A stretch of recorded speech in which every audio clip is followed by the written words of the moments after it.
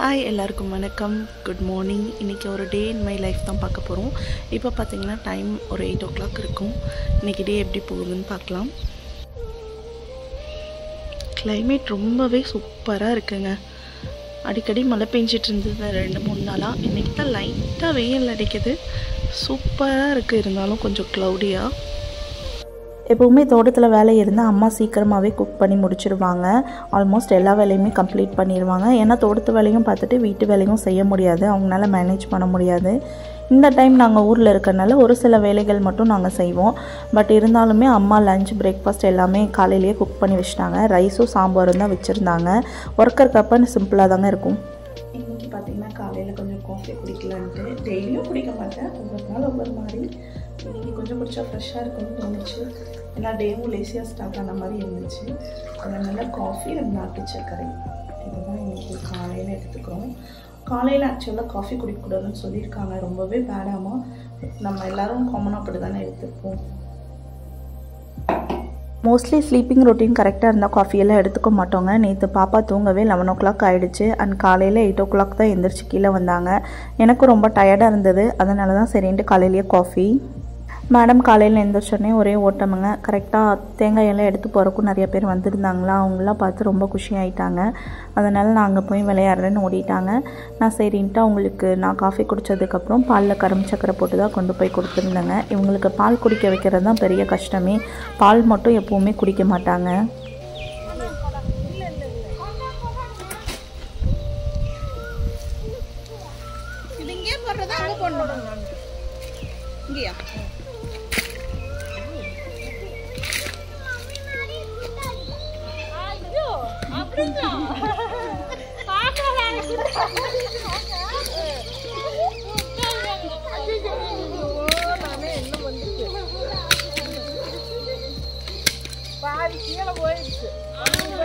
Mummy நிறைய ஆவணுங்களாக்க ஏத்தாங்க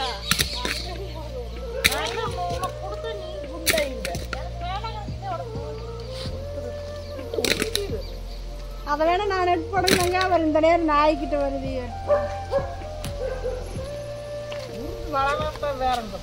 எனக்கு கொஞ்சம் வேணுதாங்க. கீழே கொட்டிட்டோம்.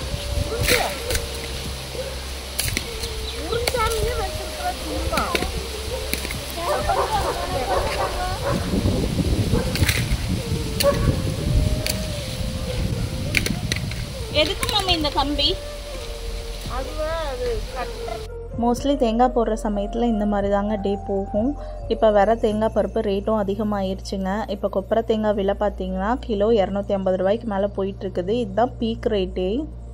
ஆனால் என்னடா 250 ரூபாய்க்கு போகுது, லைஃபே செட்டில் ஆயிரும் அப்படின்னு மட்டும் நினைக்க முடியாதுங்க. ஏன்னா வரத்து கம்மி. இப்போ தேங்காய் 2-3 டன் விழுகும் அப்படின்னா அதில் பாதி தான் இருக்குதுங்க. ஏன்னா அந்தளவுக்கு வரத்து கம்மியாக இருக்கனால தான் இவ்வளோ ரேட் இன்க்ரீஸ் ஆகிருக்கு.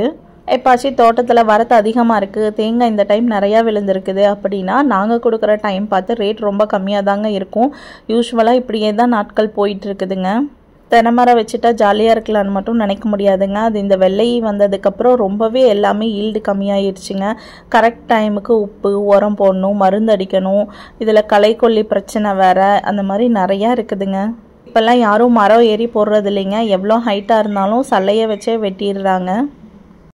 தேங்காய் போட்டுறதுக்கு முன்னாடியே நம்ம மட்டையெல்லாம் எடுத்து தீ வச்சிடணுங்க. இல்லைன்னா ஒரு மிஷின் இருக்கும், மட்டை அரைக்கிற மிஷின்னு, அதை கூட்டிகிட்டு மட்டையெல்லாம் முக்கால்வாசி அரைச்சி போட்டுருவோம்.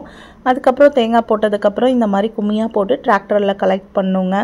இன்றைக்கி மோஸ்ட்லி அம்மா காலையில் மாயா பார்த்துக்கிட்டனால நான் சின்ன சின்ன ஹெல்ப் பண்ணிகிட்டு இருந்தேன். இல்லைன்னா மாயா நம்ம கூட தான் இருப்பா. நம்ம மோஸ்ட்லி வீட்டில் தான் டைம் ஸ்பெண்ட் பண்ணுற மாதிரி இருக்கும். இப்படி கொஞ்ச நேரம் வெளியே விளையாட வச்சு கூட்டிகிட்டு போனோம்னா கொஞ்சம் சாப்பாடு இன்டேக் நல்லா எடுத்துப்பாங்க. இல்லைன்னா நம்ம ஃபோர்ஸ் பண்ணி கொடுக்குற மாதிரி தான் இருக்கும். இது பார்த்திங்கன்னா சுண்டை கத்திரிக்கான்னு சொல்லுவாங்க. இதை கொட்டிட்டு நம்ம மிளகாட்டி குழம்பு செஞ்சோம்னா ரொம்ப நல்லா டேஸ்ட்டாக இருக்குங்க. உடம்புக்குமே ரொம்ப நல்லது. இது குடல் எல்லாமே சுத்தம் பண்ணும். சம்டைம்ஸ் தேங்காய் போடுறப்ப இந்த மாதிரி இளநியும் தெரியாமல் போட்டுருவாங்க.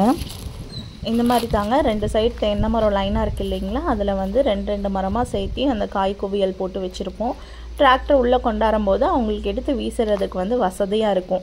ஏன்னா சம்டைம்ஸ் நம்ம நார்மலாக டிராக்டர் கொண்டு காய் எடுத்து போடுறோன்னா சில காய் செடி கொடியில் மட்டக்கடியிலெல்லாம் மிஸ் பண்ணிடுவோம். தேங்காய் போடுற சமயத்தில் இந்த குருவி கொஞ்சம் வந்து மேலேருந்து கீழே விழுந்துருச்சாட்டிருக்குதுங்க. அவங்க அம்மா அப்பாவெல்லாம் காணோம். சரி சாப்பாடு கொடுத்து பார்க்கலான்னு சொல்லி எடுத்துகிட்டு வந்தோம். அதுவும் ஃபீடு நல்லா எடுத்துச்சு. பாப்பாவுக்கும் ரொம்ப ஹாப்பி ஆயிடுச்சு. இங்கே வா காட்ட. மைனா மைனா என்ன பண்ணது? சரி நீங்கள் வா கிட்ட வா, அரிசி கூட.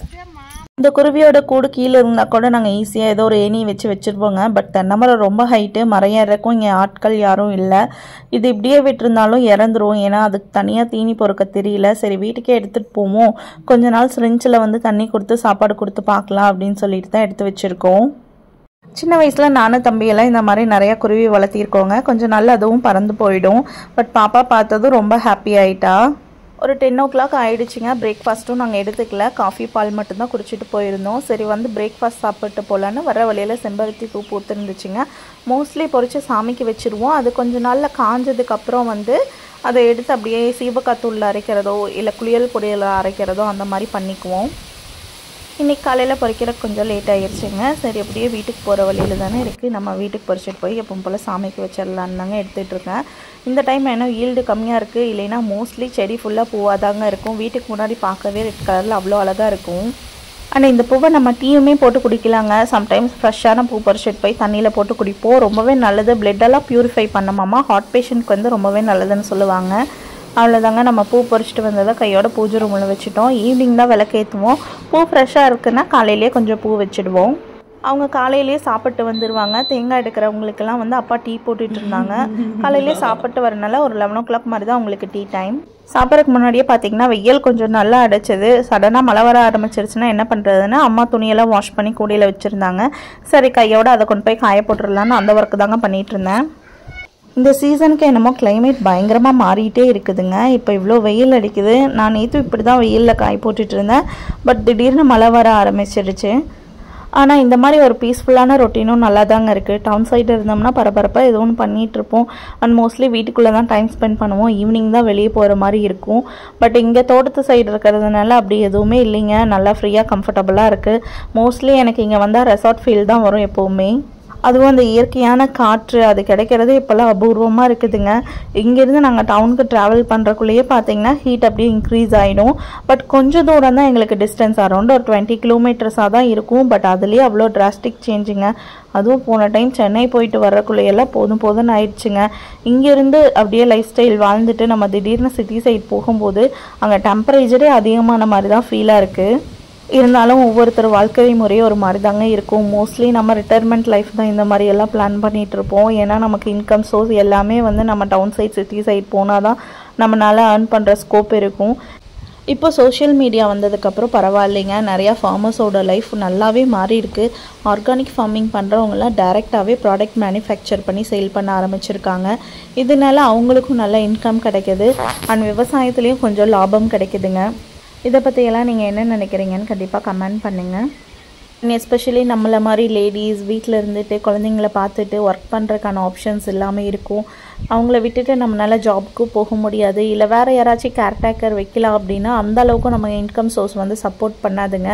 பட் சோஷியல் மீடியா ஒரு வலையில் ரொம்பவே பரவாயில்லைங்க இப்போ இருக்கிறது. ஆனால் அதை வந்து நல்லா பெஸ்ட்டாக யூஸ் பண்ணுறவங்களுக்கு வந்து பிரச்சனை இல்லை.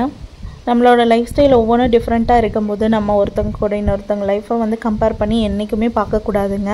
அப்படி பார்த்தோம்னாலே நம்மளோட ஹாப்பினஸ் வந்து போயிடும். நம்மளுக்கு என்ன இருக்குது அதை வச்சு நம்ம பெஸ்ட்டாக என்ன பண்ண முடியும் அப்படின்னு தான் நம்ம திங்க் பண்ணணும். நம்மளால் முடிஞ்ச முயற்சியை வந்து நம்ம என்றைக்குமே போட்டுகிட்டே இருக்கலாம். பலனை வந்து எதிர்பார்க்கக்கூடாது. கண்டிப்பாக அது ஒரு நாள் சக்ஸஸ் பிளானாக வருங்க. அந்த டைம் நம்ம நினச்சி பார்ப்போம். என்னோட டே மோஸ்ட்லி இப்படி தாங்க போகும். இது வந்து அம்மா வீட்டில் இருக்க ரொட்டீன் தான். மாமியார் வீட்டுக்கு போனால் வேறு ஒரு மாதிரி இருக்கும், நம்மளோட வீட்டுக்கு போனால் அது ஒரு மாதிரி இருக்குங்க. இப்படியே டேஸ் வந்து போய்கிட்டே தான் இருக்குது. ட்ரெஸ் எல்லாம் காய வச்சுட்டு கீழே ஹாலுக்கு வந்து சாப்பிட்லான்ட்டு வந்தாங்க. இவங்க 2 பேரும் ஒரே ஒரு சத்தம் போட்டுட்டு இருந்தாங்க. அண்ட் அந்த விண்டோ கிளாஸை வந்து ரொம்ப நேரமாக கொத்திட்டு இருந்தாங்க. நம்ம எடுத்துகிட்டு வந்த குருவியோட பேரண்ட்ஸானும் எனக்கு டவுட்டாக இருந்துச்சுங்க. இந்த லாங் வீடியோ பிடிச்சிருந்தா கண்டிப்பாக லைக் பண்ணி ஷேர் பண்ணுங்கள். நம்மளோட சேனலுக்கு சப்ஸ்கிரைப் பண்ணுங்கள். நாளைக்கு ஒரு இன்ட்ரெஸ்டிங்கான vlogல பார்க்கலாம். தேங்க்ஸ் ஃபார் வாட்சிங் this video. Bye, take care. எல்லாத்துக்கும் ஹாப்பி டேவாக அமைய வாழ்த்துக்கள்.